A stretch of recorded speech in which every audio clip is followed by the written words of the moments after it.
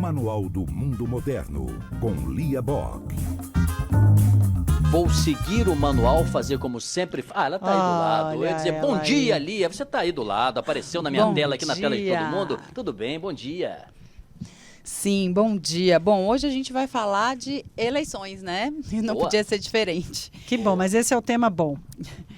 Eu vou falar um pouco sobre a importância de termos mulheres candidatas e eleitas, né? Eu queria citar um dado que, assim, hoje a gente tem só 7% dos municípios governados por mulheres no Brasil, né? É muito pouco se você pensar que as mulheres são mais do que 50% da população. Tem alguma capital? Não. Acho que não. Vou olhar. Eu vou olhar. A maioria, o que eu sei é que a maioria são em municípios pequenos. Isso. Né? A maioria das mulheres eleitas são em municípios pequenos. Eu não sei se tem uma ou outra na capital. E aí tem uma pesquisa que o coletivo Vote Nelas, que é apartidário, suprapartidário, fez, muito interessante. É uma pesquisa qualitativa que ele fez com 34 candidatas de 16 estados. 10 foram eleitas e 24 não. E de 14 partidos. Quer dizer, a gente está falando aí de uma pesquisa que pega, não é um partido específico ou outro. 41% das entrevistadas falaram que faltou apoio do partido para a candidatura delas, né? E aí a gente vê que a dificuldade das mulheres em se eleger não é só de ganhar o voto das pessoas, mas é de chegar lá, poder se candidatar, ter o apoio do partido, ter a verba. Muitas delas falam, por exemplo, até de falta de apoio da família na hora que elas falam em se candidatar. Olha que interessante, os homens, quando eles resolvem se candidatar, eles têm o apoio da família, todo mundo acha super bacana. As mulheres, as pessoas falam, ai, mas será que você vai fazer isso? Aí, 92% fala da desigualdade no trabalho doméstico, que quando elas resolvem se candidatar, elas têm esse problema, porque elas vão precisar dar muita energia ali para poder conseguir os votos, e quem vai fazer o trabalho doméstico na casa delas? Tereza Surita, prefeita de Boa Vista, em Roraima. A única mulher das capitais. Esse é outro recado importante. Uma única mulher prefeita das capitais do Brasil. E só um parênteses, eu tive o prazer de conhecê-la. Olha que coisa curiosa, eu falava conversava com ela sobre o problema da terra naquela região. Eu disse, olha, Sidney, eu penso o seguinte, são tantas terras já legalizadas e que são difíceis de serem administradas, cuidadas, que a gente não precisaria nem cuidar das terras que ainda são indígenas ou que precisariam de uma atenção.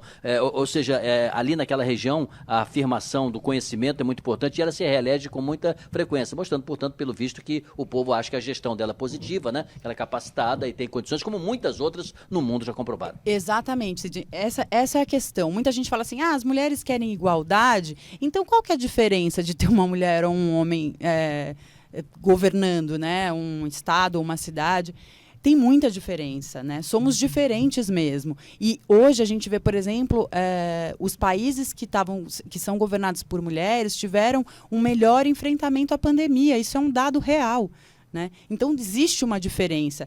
E eu acho que agora que a gente está aqui nesse final de semana de eleições, né, entrando nesse final de semana de eleições, é hora da gente pensar nisso, né? Será que a gente não tem que olhar mais para essas mulheres que têm propostas, para a gente ter uma representatividade maior? Porque 7% é muito pouco, né?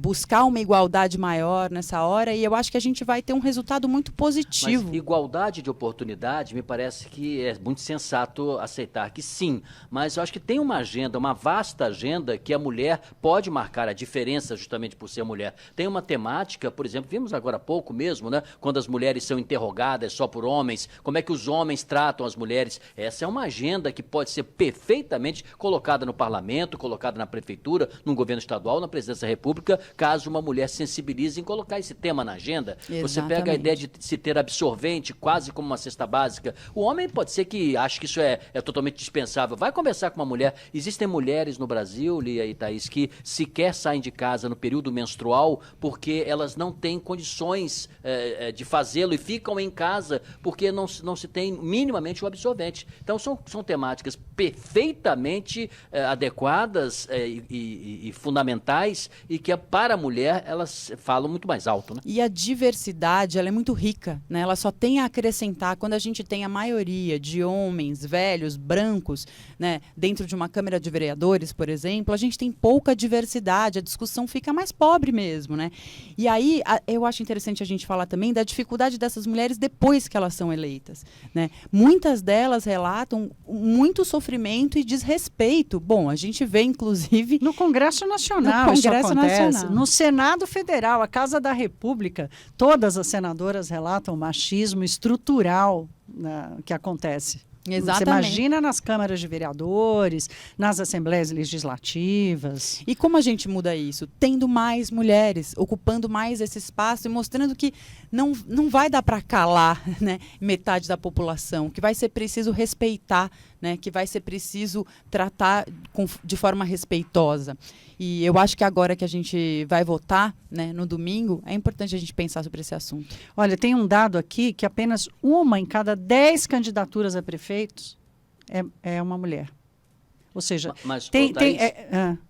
Desculpa, eu estou atropelando muito hoje, peço desculpas, mas veja o caso do Rio, dos 14 candidatos, 6 mulheres, 2 negras e 8 homens. Considero isso um razoável equilíbrio. É um equilíbrio, assim, já é um equilíbrio. Sendo que entre os 4 que estão ali disputando as primeiras colocações, temos a Marta Rocha e a Benedita da Silva, portanto, 2 mulheres. Sim, e vocês sabem que muita gente pode dizer que, não, mas é porque as mulheres não se interessam por política. Não é verdade. Porque 50% das filiadas dos partidos são mulheres, quer dizer, as mulheres estão interessadas em políticas, mas aí quando a gente passa para os dirigentes partidários, 80% é homem. Quer dizer, vai afinando, as mulheres vão ficando, tem muito mais dificuldade de ascender nessas carreiras políticas, né? Mesmo dentro dos partidos.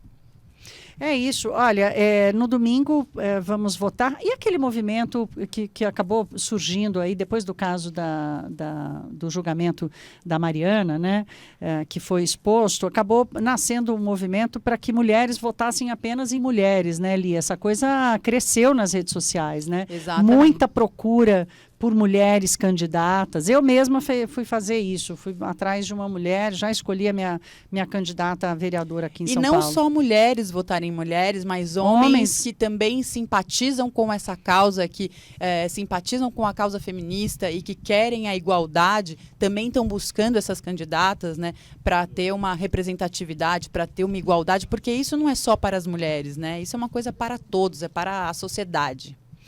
Essa foi a Lia Bockel com o nosso Manual do Mundo Moderno. Hoje ela está aqui no estúdio, porque já estaremos juntas em outro estúdio, né, Lia? Um beijo para você. Até já, querida. Um beijo, bom final de semana.